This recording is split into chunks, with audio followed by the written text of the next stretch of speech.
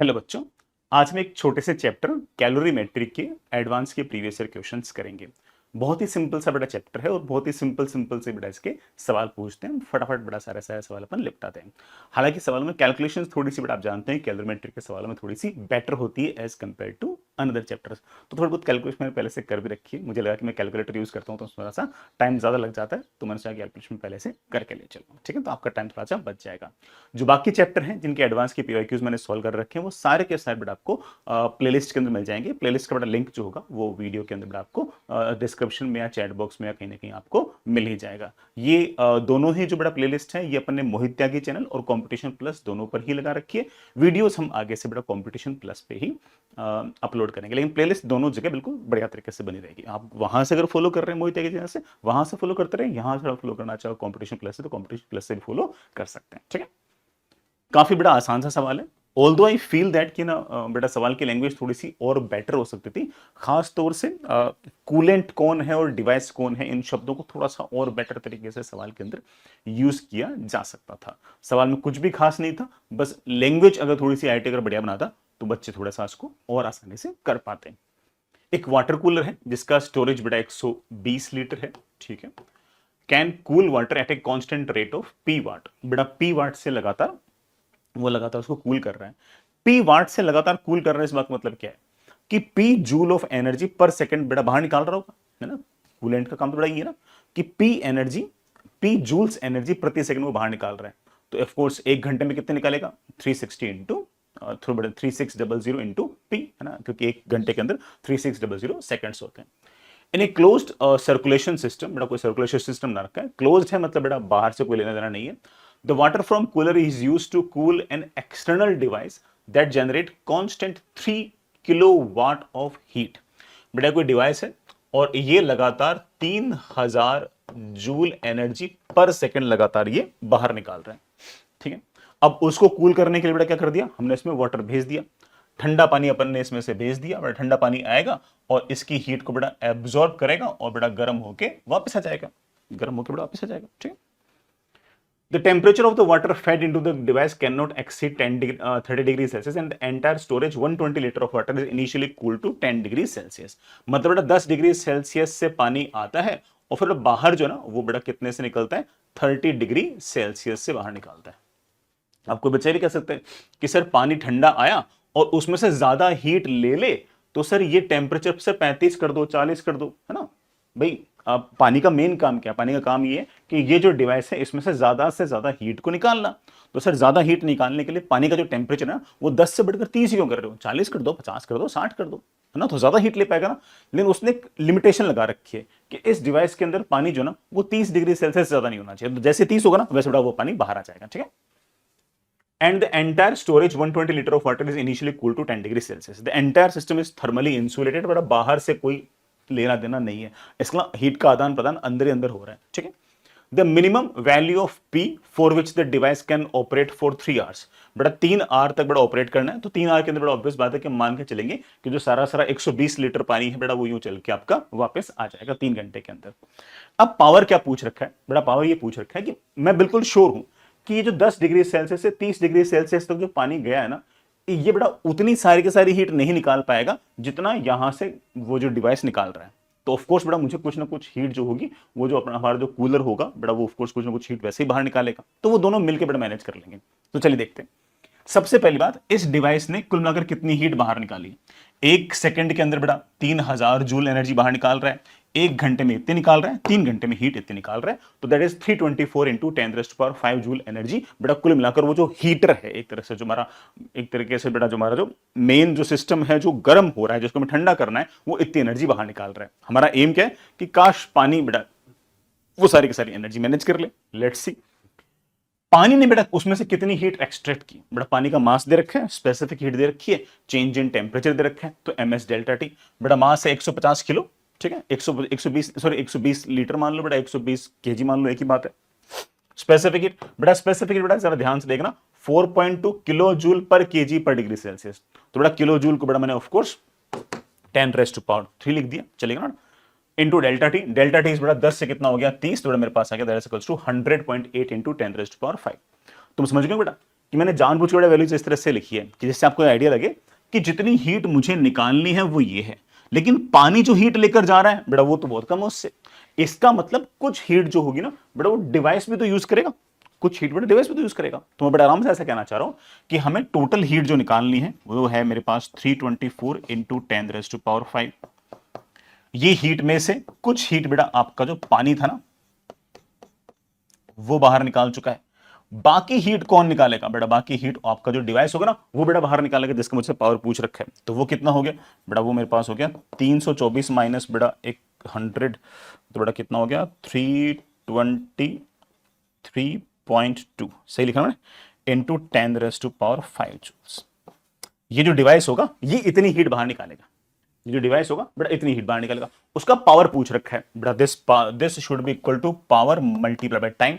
Time कितना है, 3 घंटे की बात हो रखी है बेटा, 3 घंटे की बात हो रखी है, तो 3 इंटू 3600। सो बेटा power should be equal to बेटा व्हाट 323.2 अपॉन 3 इंटू 3600।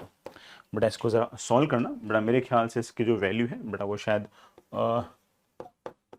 2067 वाट के आसपास आ जाएगी। हालांकि बेटा वैसे एग्जैक्टली नहीं आएगी, 2066 पॉइंट समथिंग कुछ आएगी, नियरेस्ट बेटा मेरे ख्याल से 2067 है। So answer comes out to be बेटा। बात समझ में आ गई, जो आपके पास बेटा जो चीज गर्म हो रही थी उसने कुछ हीट निकाली, उसमें से कुछ आपका पानी लेगा बेटा, फिर ऑफ कोर्स कुछ आपका जो डिवाइस होगा बेटा उसमें से कुछ हीट वो भी तो बाहर निकालेगा। दैट्स इट, ठीक है बेटा। नेक्स्ट इज काफी अच्छा सवाल है बेटा, शायद जेईई एडवांस 2019 का सवाल है।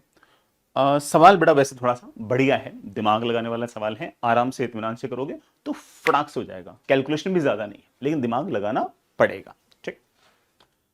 ए liquid at 30 degree Celsius is poured very slowly into a calorimeter that is at a temperature of 110 degree Celsius. बेटा को कैलोरीमीटर है और एक कैलोरीमीटर जो है बेटा आपका ये 110 डिग्री सेल्सियस टेम्परेचर पे।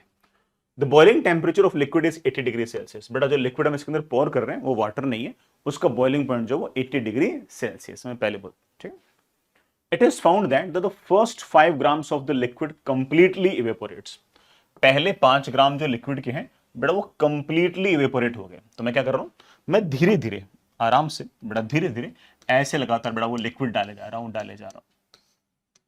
ऐसे मान के चलो कि लिक्विड गया, है ना, लिक्विड गया, लिक्विड गया, लिक्विड गया।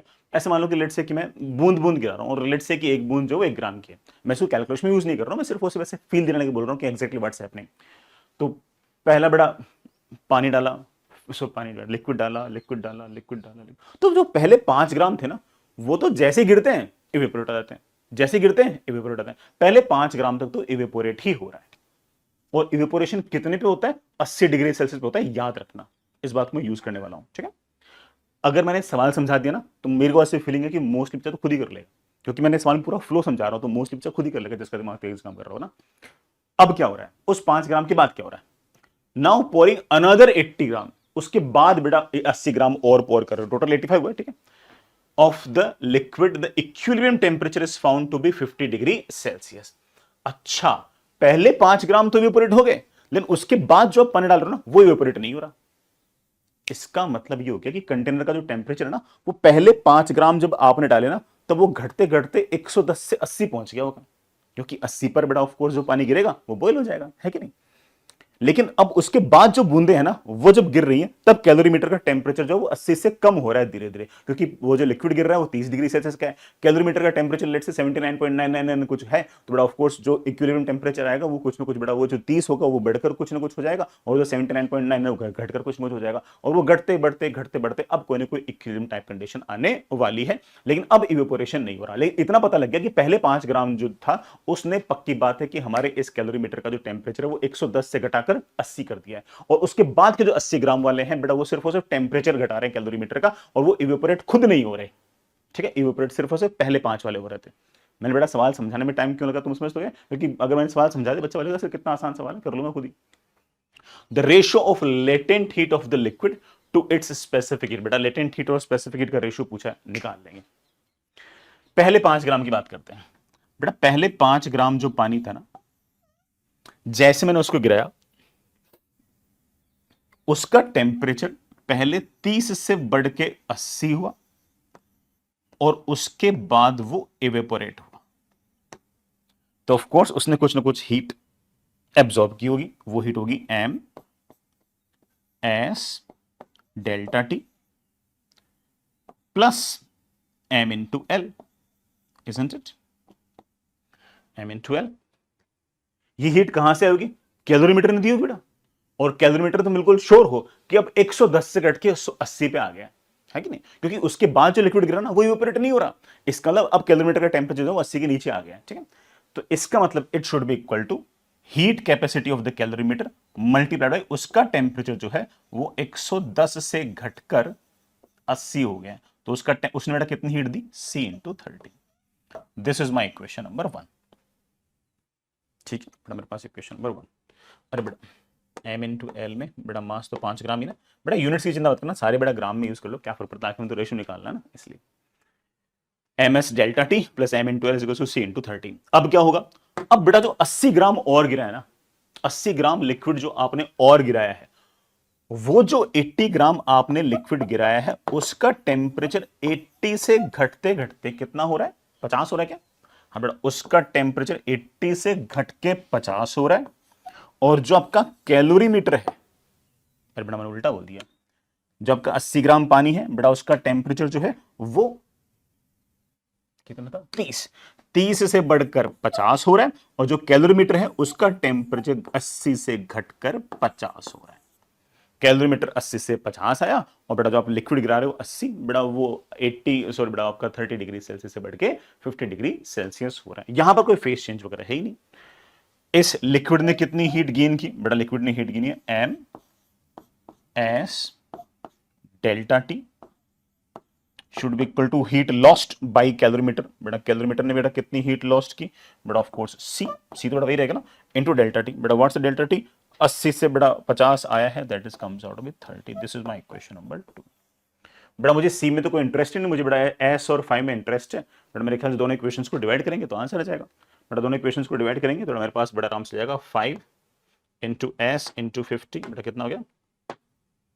250s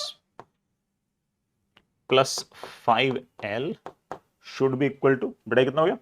6 दूनी 16, 1600 s। बेटा मेरे पास बड़े आराम से आ गया शायद 5l इज इक्वल्स टू 1600 में से बेटा 250 गए, बेटा कितना बच गया? 1350 बच गया क्या? 1350s।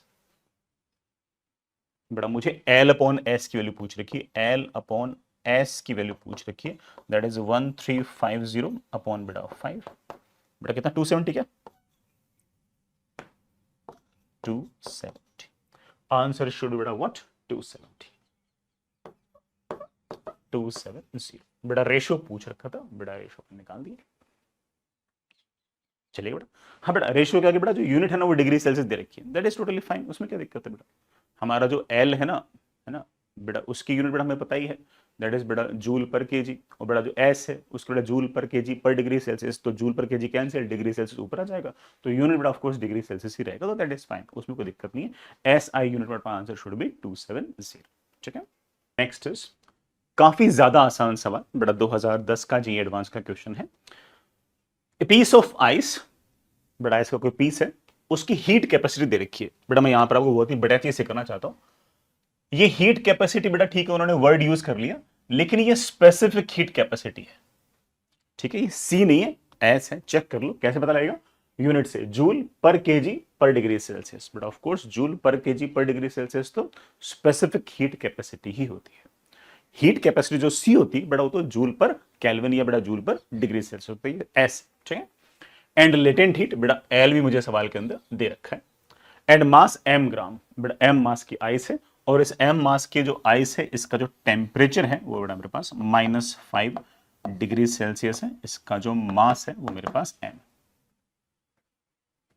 अब क्या हो रहा है? It is given 420 joule of heat so that ice starts melting.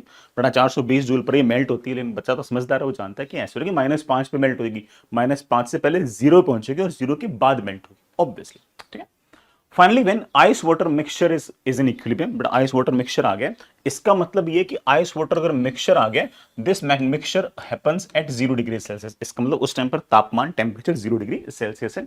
It is found that 1 gram of ice has melted, बेटा 1 ग्राम जो गैस सॉरी बेटा आइस है वो मेल्ट हो चुकी है। Assuming there is no other heat exchange, बेटा heat का कोई और एक्सचेंज नहीं है। मुझसे पूछा है कि एम की वैल्यू क्या होगी, निकाल लेंगे। सबसे पहले बेटा हमने जो हीट दी है उसमें से कुछ हीट यूज होगी बेटा इसको 0 डिग्री सेल्सियस पर ले जाने के लिए।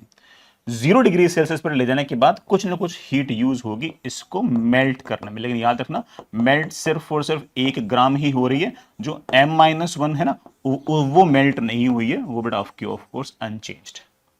ठीक है, करते हैं। मैं बेटा सब कुछ SI यूनिट में ही करने की कोशिश करूंगा। हालांकि बेटा मास मुझसे बेटा ग्राम के अंदर पूछा है तो बेटा ठीक है वो लास्ट में चेंज कर देंगे, बट ठीक है बेटा मैं एक बार के लिए बेटा ना सब कुछ सोल्व तो है ना SI यूनिट में ही कर रहा हूं।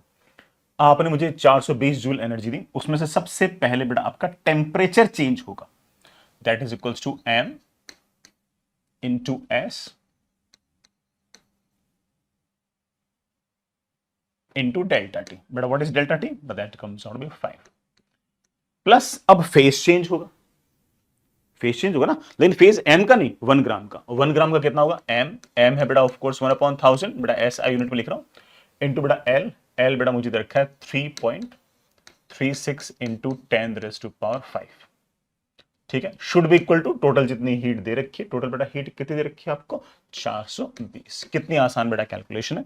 यूनिट्स बेटा और अच्छे से लिखना चाहो बेटा लिख सकते हो, इतने को दिक्कत नहीं बेटा। ये 3 0 बेटा गायब, बेटा मेरे पास यहाँ पर 10⁻² आ गया, मेरे पास आ गया M into 5 into 2100 is equals to 420 minus 336। बेटा 0 में से 6 गया बेटा कितना बच गया 4, बेटा 1 में से 3 गया बेटा कितना बच गया 8।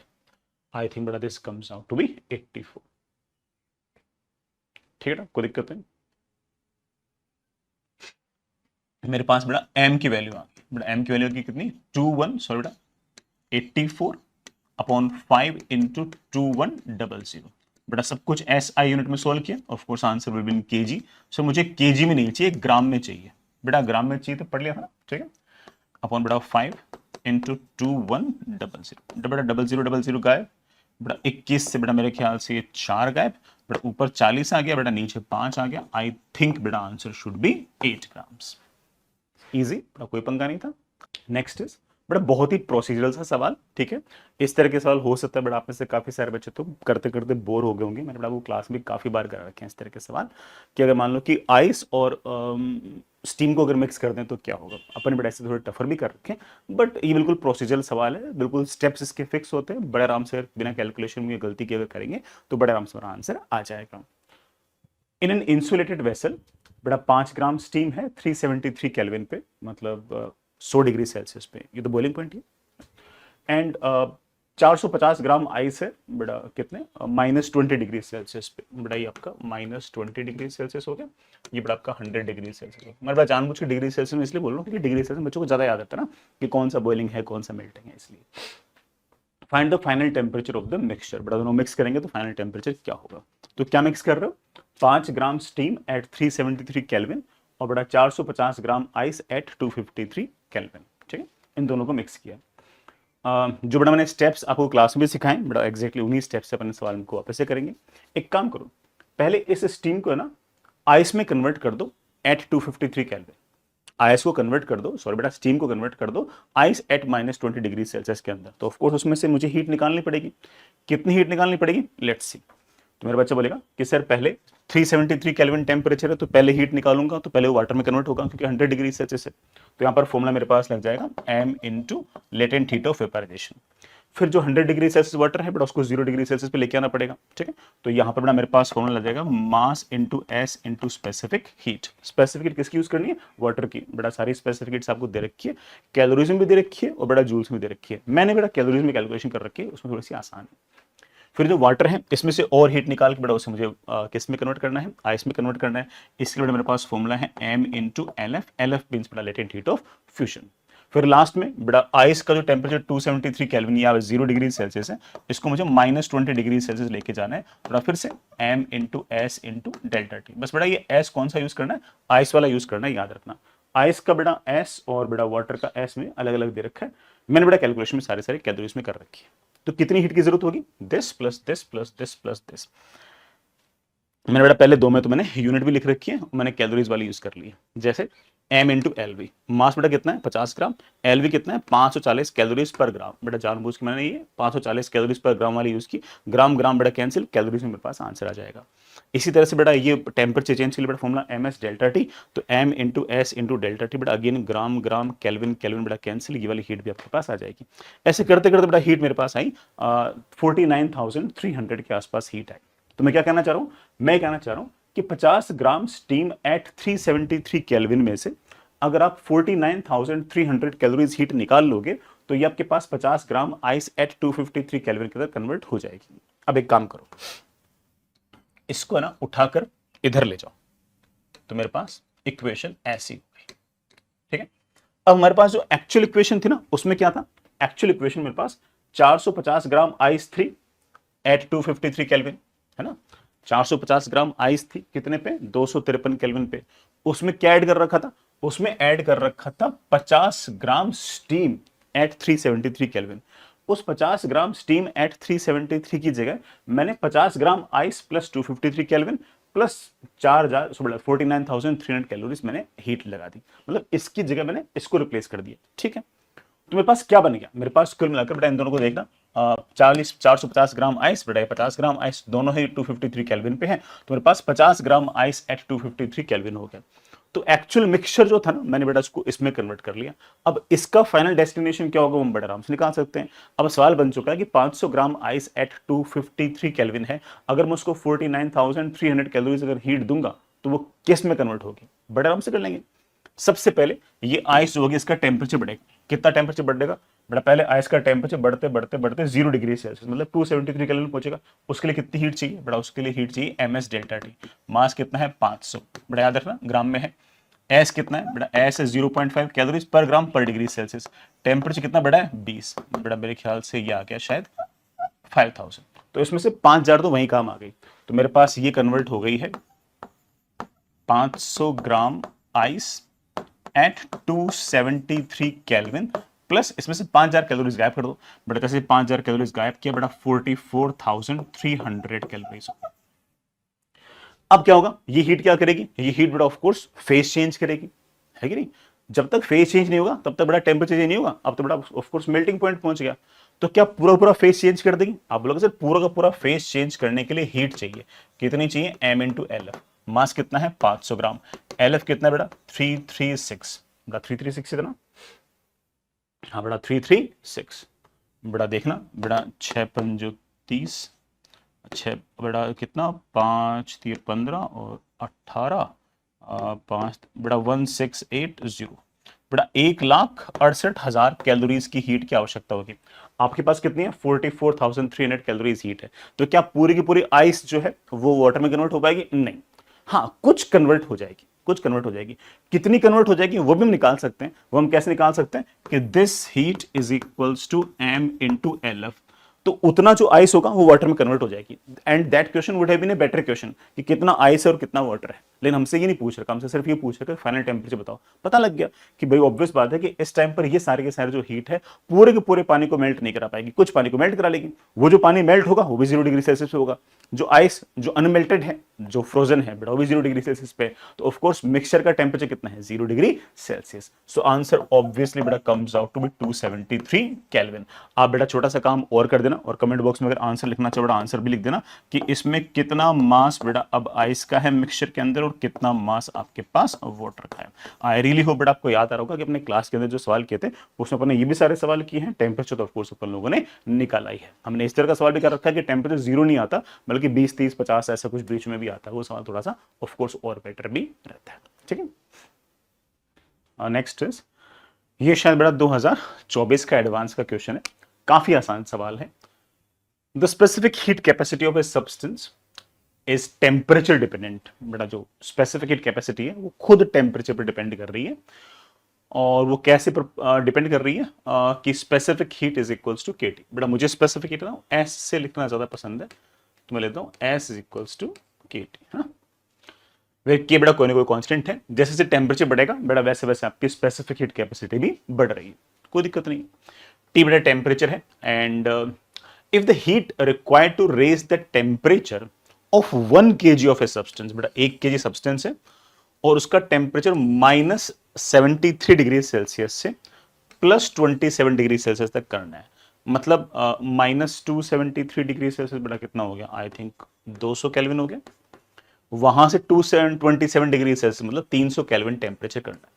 अच्छा, मैंने केल्विन में टेम्परेचर क्यों चेंज किया, क्योंकि ये जो मुझे एस दे रखा है या फिर स्पेसिफिक हीट कैपेसिटी दे रखी है, इसमें जो टी है ना ये डिग्री सेल्सियस वाला नहीं है ना, ये आपके एब्सोल्यूट टेम्परेचर वाला टी है, मतलब of course T in the kelvin वाला है। और मुझसे पूछ रहा है कितनी हीट की रिक्वायरमेंट होगी हमसे, बेटा ये वाला सवाल पूछ रखा है।